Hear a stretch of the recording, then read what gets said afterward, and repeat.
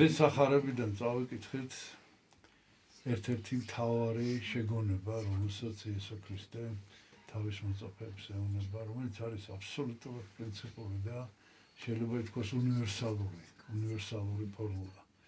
ნუ განიკითხავთ, რომ თქვენც არ აღმოჩნდეთ განკითხული და რომელი საწყავლითაც მივუძღვით, რასაზომითაც განსჯით, იგივეთი რომ გეზღუდათ.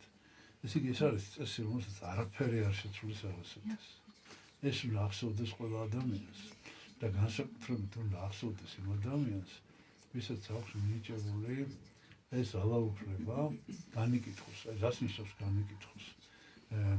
განკითხვა არ ნიშნავს შეფასების გაკეთებას. განკითხვა ნიშნავს განაჩენის განუტანას.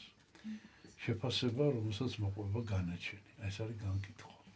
და ადამიანს მუდმივად უნდა ახსოვდეს, რომ არაფერი ამ ქვეყანაზე არ არის უცვლელი.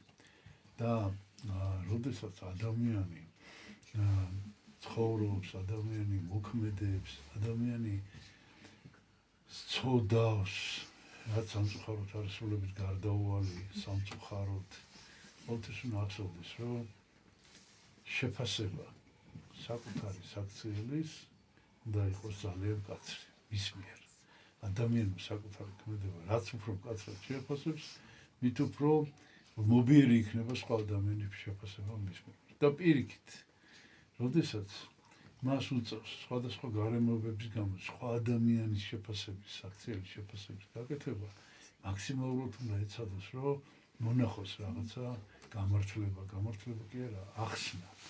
რატომ შეიძლება და ადამიანს ესე ჩაედინა და რა გარემოებები უნდა გაითვალისწინოს, აუცილებლად რომ გააკეთოს საბოლოო შეფასება. აი თუ ასე მოიქცევა ადამიანი, მაშინ მის მიმართაც ასეთი, ყოველ შემთხვევაში შეიძლება მის მიმართ არ მოიქცეს ვიღაცა სხვა ეს, როდესაც მისი განკითხვის ჟამი დადგება, მაგრამ ღმერთი ნამდვილად ასე განჯის და ჩვენთვის მაინც თავი ღმერთის მიერ განჯილია, ღმერთის მიერ და ამიტომ უნდა გვახსოვდეს, რომ საზომს, საწყალოს, აი საზომს